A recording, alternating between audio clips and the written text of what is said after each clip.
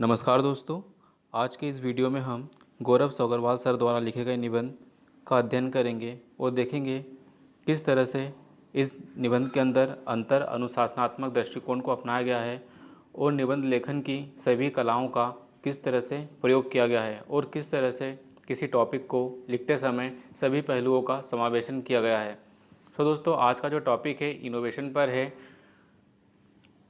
Innovation को इस रूप में दर्शाना है कि जो इनोवेशन है आर्थिक समृद्धि और सामाजिक कल्याण का मूल निर्धारक है।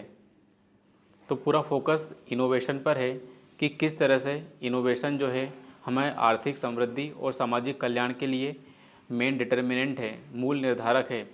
सो दोस्तों, हम इस पूरे निबंध को पढ़ेंगे और साथ ही देखेंगे किस तरह से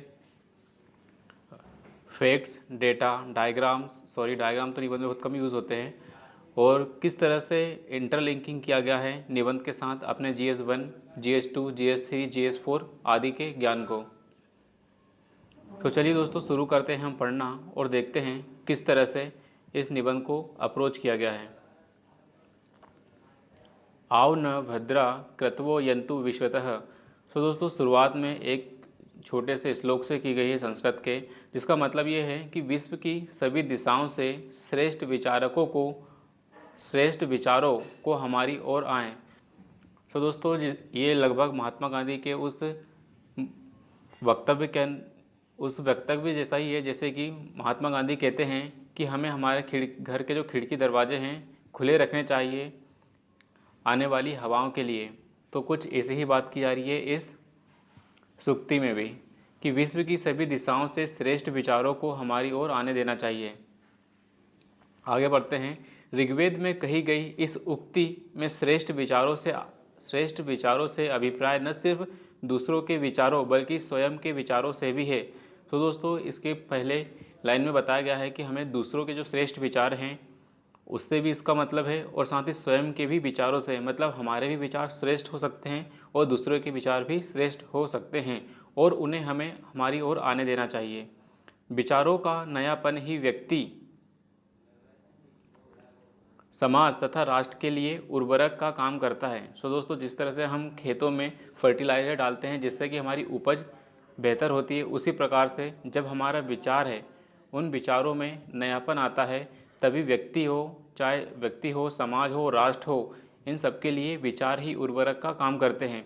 नव प्रवर्तन के इसी महत्व को रेखांकित करते हुए मार्टिन लूथर किंग जूनियर ने कहा है, जीवन की दौड़ में बने रहने के लिए आपको दौड़ना चाहिए। अगर आप नहीं दौड़ सकते तो चलना चाहिए, यदि आप चल नहीं सकते तो रेंगना चाहिए। सो दोस्तों, वर्ल्ड हिस्ट्री का बेहतर उपयोग कर लिया गया है कि जब हम पढ़ते हैं वर्ल्ड हिस्ट्री तो हम उसमें मार्टिन लूथर किंग का जो यात्रा है उसको भी पढ़ते हैं। तो उन्होंने क्या कहा था कि जीवन की दौड़ में बने रहने के लिए आपको दौड़ना चाहिए, यदि आप दौड़ नहीं सकते तो आपको चलना चाहिए, और यदि आप चल भी नहीं सकते तो आपको रेंगना चाहिए, लेकिन आपको आगे बढ़ते रहना चाहिए। सारांश यही है कि गति का नाम ही जीवन है और गति आती है हमेशा इनोवेशन से। लगभग सभी संस्कृतियों में यह माना गया है कि मनुष्य और जानवरों के बीच विभेद करने वाला प्रमुख कारण उसका मस्तिष्क है। तो दोस्तों, इसके ऊपर मस्तिष्क के ऊपर जोर दिया गया है, और यही मस्तिष्क मनुष्य को सृजनात्मक शक्ति प्रदान करता है। तो मस्तिष्क दोस्तों क्या करता है? सृजनात्मक शक्ति प्रदान करता है। मनुष्य के वे सृजनात्मक विचार जो कुछ नयापन लाते हुए उसे पूर्व काल से पृथक करते हुए प्रगति के पथ प्रदर्शक बनाते हैं, नवाचारी या नवप्रवर्तन कहलाते हैं। सो दोस्तों, जब भी हम प्रगति करते हैं और तो उसमें हमारे इनोवेशन का बहुत ज़्यादा महत्वपूर्ण भूमिका होती है, और इसी बात को रेखांकित किया गया है इस पूरे पैराग्राफ में। नवप्रवर्तन समाज की परंपरागत और प्रगतिशील मानसिकता के बीच विभेद करता है। मतलब जो हमारे परंपरागत मानसिकता है और प्रगतिशील मानसिकता है उसके अंदर विभेद करता है। दोस्तों, जब हम वर्ल्ड हिस्ट्री या इंडियन सोसाइटी पढ़ते हैं तब हम रूढ़िवादी मानसिकता को पढ़ते हैं, बहुत सारी ऐसी गलत प्रथाओं को भी पढ़ते हैं जो कि अमानवीय हैं। तो जब भी कोई प्रगतिशील विचारक आएगा तो वो हमेशा इनोवेशन लेके आएगा, इनोवेटिव आइडियाज़ लेके आएगा, जिससे कि जो मनुष्य है और उसका जीवन है गरिमामय जीवन हो सके और साथ ही वह अपने मनुष्य होने को और अधिक सफल बना सके, क्योंकि मनुष्य होने और मानव होने में विभेद है। इस विभेद को पुष्ट करने के लिए कहा गया है या फिर कहा भी जाता है कि विश्व की अभी तक विकास यात्रा में 3% इनोवेशी समाज ने ही शेष 97% परंपरावादी समाज को मार्ग दिखाया है। तो दोस्तों लास्ट के अंदर इस पैराग्राफ की जो लास्ट लाइन है उसके अंदर इस बात को भी अभिव्यक्त कर दिया गया है कि किस तरह से मात्र जो 3% इनोवेटिव लोग हैं 97% नॉन इनोवेटिव लोग को मार्गदर्शन देते हैं। तो दोस्तों इसके अंदर बता दिया गया है कि जो इनोवेशन है समाज का डिटर्मिनेंट है, मार्ग निर्धारक है।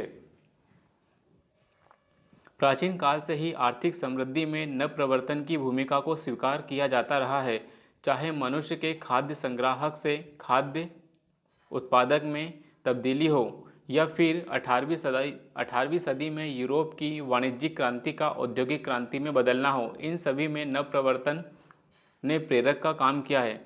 सो दोस्तों ये मनुष्य की विकास यात्रा के बारे में इस पैराग्राफ में बता दिया गया है कि जो मनुष्य है पहले क्या हुआ करता था, खाद्य संग्राहक हुआ करता था, मतलब सिर्फ और सिर्फ खाने को एकत्रित करता था और अपना जीवन यापन करता था, भरण पोषण करता था। लेकिन फिर बाद में ग्रामीणीकरण हुआ, पहिए की खोज हुई और साथ ही अग्नि की खोज हुई और उसके बाद धीरे धीरे वह पशुपालन और एग्रीकल्चर करना सीख गया, मतलब सरप्लस प्रोडक्शन करना वो सीख गया।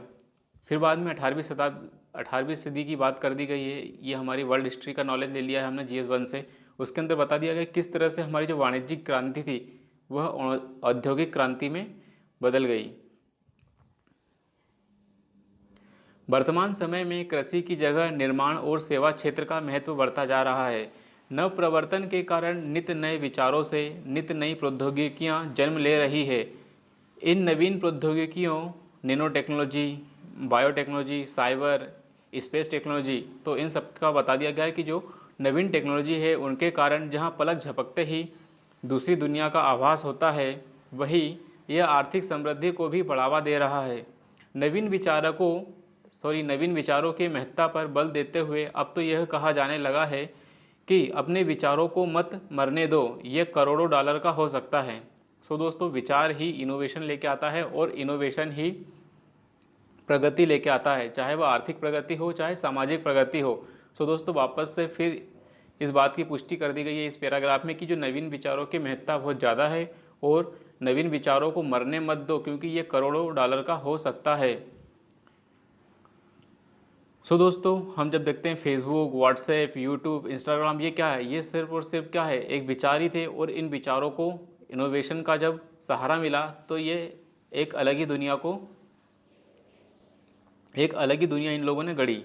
तो हम ये कह सकते हैं कि हाँ हमारा जो इनोवेशन है समाज और अर्थव्यवस्था दोनों को गति प्रदान करता है और इसका डिटर्मिनेंट भी है। कॉपीराइट हो, पेटेंट हो, हेडमार्क हो इत्यादि का बढ़ता पंजीकरण अब तो चौथी औद्योगिक क्रांति की तरफ इशारा कर रहा है। तो दोस्तों हम आज क्या हैं, इंडस्ट्रियल 4 में ही जी रहे हैं, जिसका आधार भाप का इंजन, कार इंजन, सॉफ्टवेयर उद्योग न होकर नवीन विचार होंगे। मतलब जितने भी इनोवेटिव आइडिया होंगे वही हमारी औद्योगिक क्रांति का आधार होगा। वर्तमान अर्थव्यवस्था के समृद्धि इंजन, मतलब हमारे जो हमारी जो इकोनॉमी के ग्रोथ इंजन क्या हैं, माने जाने वाले सनराइज उद्योग मतलब सॉफ्टवेयर हो गया, food industry, electronics, robotics, artificial intelligence आदि, नैनो टेक्नोलॉजी, ऐसे भी बहुत सारे दोस्तों हमारे जो औद्योगिक क्रांति 4 है उसके एरियाज़ हैं। तो ये बताया गया है कि जो सनराइज उद्योग हैं उनके विकास के पीछे भी नव प्रवर्तन का ही हाथ है। सो दोस्तों इसके अंदर बता दिया गया है, फिर से जो हमारा टॉपिक है उससे हम कहीं से भी विचलित नहीं हुए हैं और इसके अंदर फिर से बता दिया गया है कि जो इनोवेशन है उसी के कारण हम इंडस्ट्री 4 में कदम रख पा रहे हैं और हमारे जो सनराइज सेक्टर हैं उनके अंदर हम अधिक से अधिक इनोवेटिव काम कर पा रहे हैं। इसकी सहायता से ही नगरों को स्मार्ट नगरों में बदला जा रहा है। मतलब जब हम स्मार्ट सिटी मिशन की बात करते हैं तो उसके अंदर भी हमारे जो इनोवेटिव आइडियाज़ हैं और हमारे इनोवेशंस ही हमें स्मार्ट नगर में बदलने में बहुत ज़्यादा मदद कर रहे हैं। इसी तरह नव प्रवर्तन से न सिर्फ मानव जीवन की परेशानियों को कम करने में मदद मिली है, बल्कि मानव जीवन को आसान और सुखमय भी बनाया जा रहा है। आपदा के तीनों चरण, मतलब आपदा के पूर्व, आपदा के दौरान और आपदा के पश्चात, तीनों में इनोवेशन के प्रभाव को कम किया जा सकता है।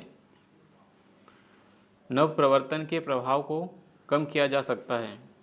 दोस्तों, इसके अंदर ये होना चाहिए था कि आपदा के जो प्रभाव है इनोवेशन के माध्यम से कम किए जा सकते हैं। यह नव प्रवर्तन का ही असर है कि जापान में 6.5 रेक्टर का भूकंप सामान्य माना जाता है, जबकि भारत में यह भुज जैसी तबाही ला सकता है। तो दोस्तों, हम सबको पता है कि जापान क्या है, एक प्लेट टेक्टोनिक एरियाज़ पर स्थित है। उसकी ज्योग्राफी कुछ ऐसी है कि वहाँ भूकंप आना एक सामान्य बात है, वहाँ पर सुनामी जैसी घटनाएं होना सामान्य बात है। इसलिए उन्होंने अपनी टेक्नोलॉजी पर बहुत ज़्यादा काम किया है और अपनी टेक्नोलॉजिकल डेवलपमेंट के कारण ही वह स्मॉल इज़ ब्यूटीफुल की कॉन्सेप्ट को लेते हुए एक विकसित अर्थव्यवस्था के अंदर खड़ा हुआ है।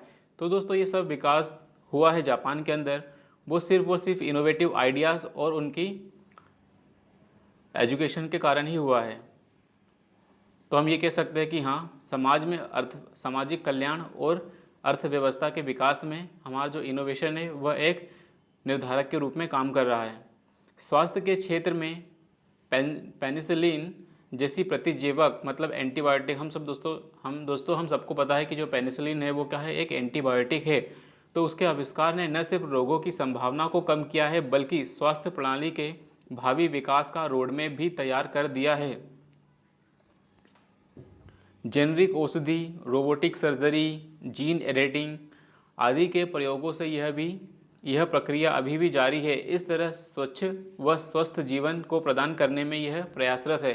सो दोस्तों, इसके अंदर हम साइंस एंड टेक्नोलॉजी के पोर्शन में पढ़ते हैं, उन सभी पोर्शन जैसे हुआ जेनरिक औषधि हो गई, robotic surgery, gene editing, biotechnology और भी बहुत सारी चीज़ें हैं जो हमारे इनोवेशन से निकल कर आ रही हैं। सो दोस्तों, हमने देखा कि जब भी इनोवेशन होता है तो किस तरह से इनोवेशन हेल्थ सेक्टर में, साफ़ सफाई के सेक्टर में, एग्रीकल्चर के सेक्टर में और भी जितने अंतरिक्ष के सेक्टर हैं सब में इनोवेशन आता है। और जब भी इनोवेशन आ रहा है तो समाज कल्याण का काम कर रहा है। दोस्तों, हमने देखा कि किस तरह से कोरोना वैक्सीन का डेवलपमेंट किया गया है। तो ये सब क्यों हो पाया है? Science and technology and innovative ideas के कारण। इसी कारण हमने बहुत सारे लोगों को बचाया है, करोड़ों लोगों की जान बचाई है, साथ ही हमने पूरी आपदा से निपटने का काम भी किया है। सो दोस्तों, हमने देखा कि किस तरह से इसने मानव कल्याण को सुरक्षित किया है।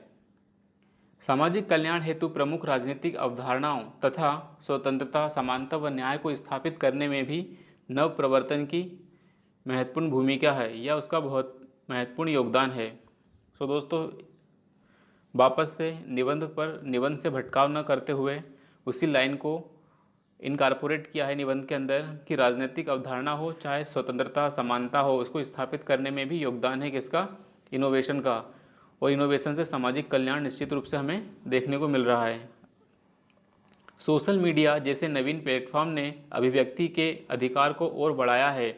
नव प्रवर्तन के आर्थिक व वित्तीय पहलुओं को देखते हुए खोजकर्ता को इसका अधिकार दिया जाने लगा है कि जिससे शारीरिक श्रम के साथ मानसिक श्रम की महत्ता भी स्थापित हुई है।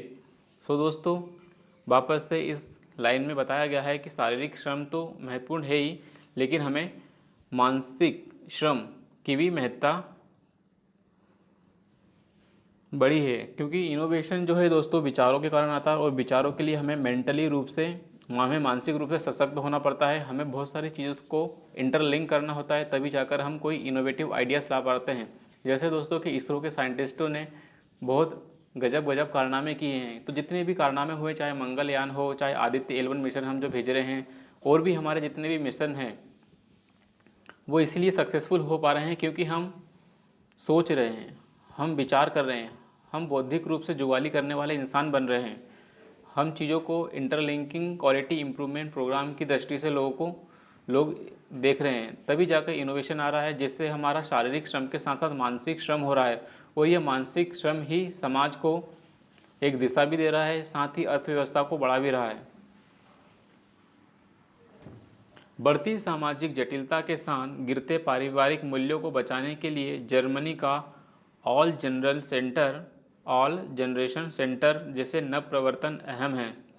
तो दोस्तों इसका अंदर विश्व में यदि कोई घटनाएं घट रही हैं तो उसको भी किस तरह से निबंध में लिखना है, यहाँ से हम सीख सकते हैं। जहाँ वृद्ध लोग बच्चों की देखभाल करते हैं। अगर बात भारत के संदर्भ में की जाए तो देसी जुगाड़ों का देश माना जाता है। मतलब भारत क्या है, देसी जुगाड़ का देश माना जाता है। दोस्तों हम सबको पता है कि जुगाड़ भारत के साथ जुड़ा हुआ एक सर्वनाम है। मतलब हम किसी भी प्रॉब्लम का सॉल्यूशन ढूंढने के लिए जुगाड़ का काम लेते हैं। और जुगाड़ दोस्तों तभी हो पाती है जब हम सोचते हैं, क्योंकि जब हम सोचते हैं तो इनोवेटिव आइडियाज़ हमारे दिमाग में आते हैं और ये इनोवेटिव आइडिया ही हमारे काम को और अलग, हमारा जो कोई भी काम है उसको एक अलग तरीके से करने हेतु प्रेरित करते हैं।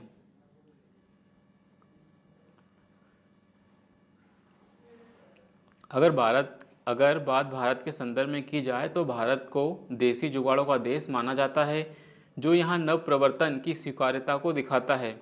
इस नव प्रवर्तन को भारतीय समाज की सहिष्णुता, सर्वग्रहणशीलता आदि ने बढ़ावा दिया है। भारतीय अर्थव्यवस्था के ग्रामीण से आधुनिक के रूपांतरण में, मतलब हमारी जो भारत की अर्थव्यवस्था है, ग्रामीण अर्थव्यवस्था से आधुनिक अर्थव्यवस्था का जो रूपांतरण है उसमें सूक्ष्म क्षेत्र से लेकर भारी उद्योगों पर बल देने में, किसानों के देश को सॉफ्टवेयर उद्योग का सिरमौर बनाने में इनोवेशन का योगदान रहा है। सो दोस्तों हम सबको पता है कि हमारी जो इकोनॉमी है वो प्राथमिक सेक्टर का योगदान कम है, सर्विस सेक्टर का योगदान हमारी जीडीपी में सबसे अधिक है। तो ऐसा क्यों हो पाया है? वह इसलिए हो पाया है क्योंकि हमने इनोवेशन पर ध्यान दिया है।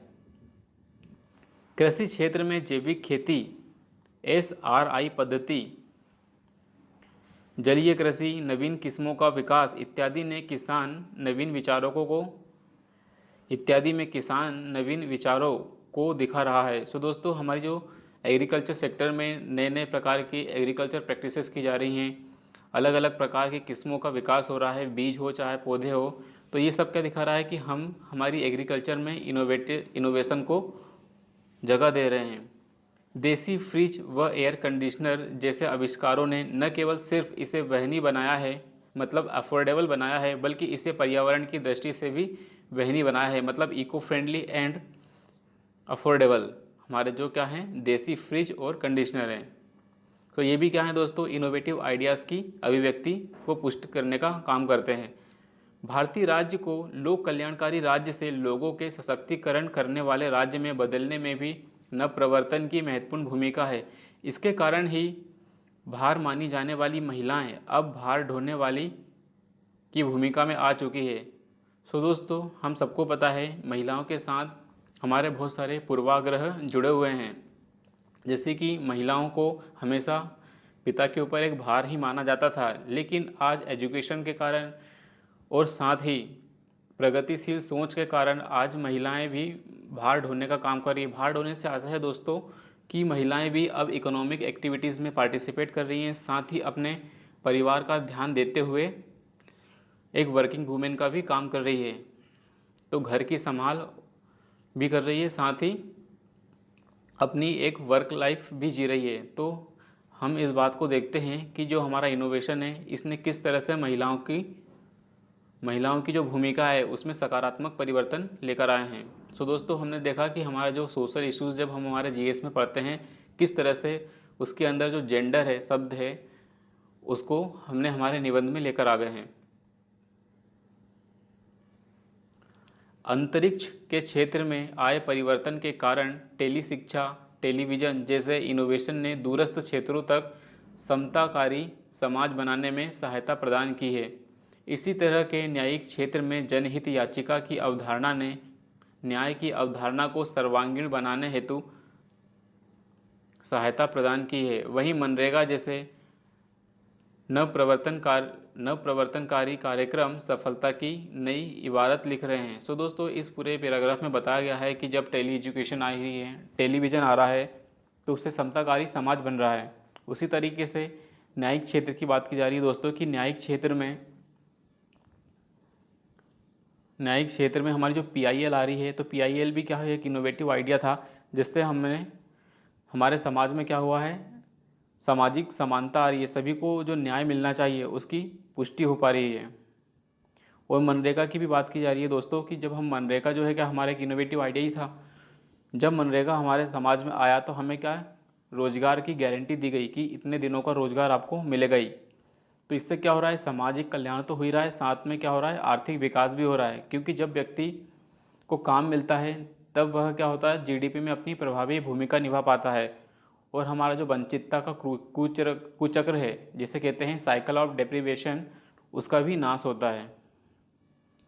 नवप्रवर्तन कार्य को, जो भी नवप्रवर्तन कार्य हैं, उसकी प्रकृति ने मानव को सिर्फ सकारात्मक रूप से प्रभावित नहीं किया, बल्कि नकारात्मक रूप से भी प्रभावित किया है। अब लोग अपनी जेब में बैंक मतलब मोबाइल बैंकिंग लेकर चलते हैं। मतलब हमारा जो फ़ोन है वही हमारा बैंक है। तो ये बैंक उतनी ही आसानी से हैकरों की जद में भी है। सो दोस्तों, बताया गया कि जब भी हम कोई इनोवेशन कर रहे हैं तो बताया गया कि वो सुरक्षित होने के साथ साथ असुरक्षित भी है। नव प्रवर्तन ने जहाँ डिजिटल लाभांश को बढ़ाया है, वहीं इसे डिजिटल डिवाइड को भी बढ़ाया है। सो दोस्तों, हम सबको पता है कि जैसे जैसे हम डिजिटल होते जा रहे हैं वैसे वैसे हमारे जो लाइफ है बहुत ज़्यादा कंफर्टेबल होती जा रही है, आसान होती जा रही है। लेकिन इससे एक डिजिटल डिवाइड भी बना है। डिजिटल डिवाइड से आशा ये है दोस्तों कि कुछ लोग ऐसे हैं जिनके पास डिजिटल गैजेट हैं तो किसी पास नहीं है, और यदि किसी के पास डिजिटल गैजेट है भी तो उन्हें उन्हें किस तरह से प्रयोग करना है, किस तरह से का सदुपयोग करना है, उन्हें इस बात का टेक्निकल एजुकेशन नहीं है उनके पास डिजिटल साक्षरता का पूर्ण रूप से अभाव है। तो ये इसी बात को बताया जा रहा है कि इनोवेशन हमारे लिए लाभदायक तो है, लेकिन वो किस हद तक लाभदायक है वह इस बात पर निर्भर करता है कि उसके उपयोगकर्ता कैसे हैं। अब अगर पलक झपकते से ही वे सपने सच होते हैं, जो पलक झपकते ही तबाही भी आ सकती है, जैसे कि परमाणु बम, परमाणु हथियार, जैविक हथियार, इन सब की बात की गई है दोस्तों। कि कुछ इनोवेशन हमारे ऐसे हैं कि जो हमें पलक झपकते ही बहुत बड़ा विनाश की कगार पर पहुंचा सकते हैं। फिर इनोवेशन को ही एकमात्र हमारा जो निर्धारक कारक के रूप में नहीं माना जा सकता। सो दोस्तों, निबंध की जो हमारी मूल टॉपिक था कि जो हमारा इनोवेशन है, आर्थिक समृद्धि और समाज कल्याण है, वो उसका मैक्सिमम पहलू हमें सपोर्टिव दिखाना है। लेकिन कुछ यदि उसके नकारात्मक पक्ष हैं या उससे हटकर कोई अलग राह भी है, उस पर भी हमें हमारे निबंध में ध्यान देना होता है। और साथ ही इस बात की पुष्टि भी करानी होती है कि किस तरह से हम कुछ और विचारों को भी समावेशित कर सकते हैं। तो इस पैराग्राफ में यही बात की जा रही है कि जो हमारा इनोवेशन है एकमात्र निर्धारक के रूप में नहीं माना जा सकता, क्योंकि जो भी नवीन विचार हैं उनको स्वीकार करना और आगे बढ़ना बहुत हद तक समाज पर निर्भर करता है। यूरोपीय समाज द्वारा नवीन विचारों को जगह देने के कारण ही वहाँ पुनर्जागरण आ पाया है। तो जो यूरोपीय समाज था वहाँ नवीन विचारों को जब जगह दी गई तभी वहाँ पर हमें पुनर्जागरण देखने को मिला, जबकि अरब समाज ऐसा नहीं किए जाने से पीछे रह गया। तो दोस्तों, अरब जो समाज है वहाँ पर पुनर्जागरण नहीं हो पाया और पीछे का पीछे रह गया। इसी तरह एक ऐसी दुनिया में जहाँ सभी संबंध अर्थ से निर्धारित होते हैं, मतलब जितने भी रिलेशंस है वो इकोनॉमिक्स या धन से निर्धारित होते हैं, वहाँ विचारों को अमली जामा पहनाने में भी धन अहम भूमिका निभाता है। सो दोस्तों, कोई भी इनोवेटिव आइडिया है उसमें भी धन की महत्वपूर्ण भूमिका होती है। सो दोस्तों, कुछ लोग कहते भी है on the earth money is God, मतलब धरती के ऊपर जो है भगवान क्या है, धन ही भगवान है। समाज की सहिष्णुता, वैचारिक खुलापन और लैंगिक समानता आदि अन्य निर्धारक हैं। सो दोस्तों, जब भी इनोवेटिव आइडियाज़ आते हैं तो वहाँ का समाज कितना सहिष्णु है उन विचारों के प्रति, उस समाज में कितनी ओपननेस है, वहाँ पर जेंडर इक्वालिटी कितनी है, इन सब से भी इनोवेशन पर बहुत ज़्यादा प्रभाव पड़ता है। इस दिशा में आगे बढ़ने के लिए लोगों को जागरूक करना होगा, उन्हें नवोन्मेषी बनाना होगा, मतलब उन्हें इनोवेटिव बनाना होगा, नवोन्मेष पर किए जाने वाले खर्च को बढ़ाना होगा। तभी इनोवेशन पर भारतीय जीडीपी का 1% खर्च होता है। अभी क्या है, इनोवेशन पर जो भारतीय जीडीपी का मात्र 1% ही खर्च होता है। इसे बढ़ाकर दक्षिण कोरिया के समान 7% के स्तर पर ले जाना होगा। तो दोस्तों इसके अंदर बता दिया गया है कि यस, हमारा जो इनोवेशन है यदि वो निर्धारक है तो हमें जीडीपी, हमारी जो जीडीपी है उसका खर्च लगभग 7% के स्तर पर ले जाना होगा, क्योंकि एक इनोवेटिव समाज ही पूरी विश्व के साथ प्रतिस्पर्धा कर पाता है। इस दिशा में सरकार द्वारा घोषित IRR नीति प्रशंसनीय है, जिसमें नवप्रवर्तन हेतु पंजीकरण, शासन प्रशासन व आर्थिक पहलुओं पर चर्चा की गई है। तो दोस्तों यदि इनोवेशन पर यदि कोई सरकारी योजनाएं हैं या सरकार के कोई कार्यक्रम हैं तो उन्हें भी हमारे निबंध में इनकॉर्पोरेट करना होगा। जैसे अटल इनोवेशन मिशन, नीति आयोग के बहुत सारे प्रोग्राम चल रहे हैं, उनके ऊपर हम ध्यान दे सकते हैं। और ग्लोबल इनोवेशन इंडेक्स में भारत की जो रैंकिंग है उसका उपयोग कर सकते हैं। तो मेक इन इंडिया पहल के समान इनोवेटिव इंडिया पहल आरंभ करने की ज़रूरत है। सो दोस्तों इसके अंदर एक सुझाव भी दे दिया गया है अंत में जाते जाते कि हमने make in India mission, startup India mission लेकर आए हैं, हमें अब इनोवेटिव इंडिया मिशन भी लाना चाहिए। इनोवेशन का मतलब ये है कि जिस तरह से नीति आयोग एक थिंक टैंक है वो सोचता है, उसी तरह से हमें हमारे देश के जितने भी एकेडमिया हैं, वैज्ञानिक संस्थान हैं, उन्हें अलग अलग विषयों पर सोचने के लिए टॉपिक्स देना चाहिए और उन टॉपिक्स पर सभी लोग अपने विचार प्रस्तुत करें और किस तरह से जो नए नए रूपों में प्रॉब्लम्स का सॉल्यूशन प्राप्त किया जा सकता है, उन सब के लिए एक इंटीग्रेटेड प्लेटफॉर्म को बनाना चाहिए, जिससे कि बहुत सारे बुद्धिजीवी उस प्लेटफॉर्म से जुड़कर एक दूसरे की सहायता एवं सहयोग कर सकें। इस तरह सारांश के रूप में हमें महात्मा बुद्ध के कथन के अनुसार दूसरे के विचारों या नवप्रवर्तनों को तर्क बुद्धि पर देखे जाने की ज़रूरत है और फिर आगे बढ़ने का प्रयास किया जाना चाहिए। सो दोस्तों इसके अंदर लास्ट में बता दिया गया है कि हमें स्वयं के विचार को थोपना नहीं चाहिए, साथ ही दूसरे के यदि विचार इनोवेटिव हैं, अनुकरणीय हैं, लाभदायक हैं, प्रगतिशील हैं तो उनको अपनाना चाहिए तर्क बुद्धि के साथ और आगे भी बढ़ने का प्रयास किया जाना चाहिए, क्योंकि ऐसा ही काम पश्चिम की दुनिया में हुआ है, वहाँ पुनर्जागरण हुआ है। इसी के कारण पश्चिम आज पूरे विश्व पर क्या है, राज कर रहा है। तो हमें इस बात पर ध्यान देने की अधिक आवश्यकता है।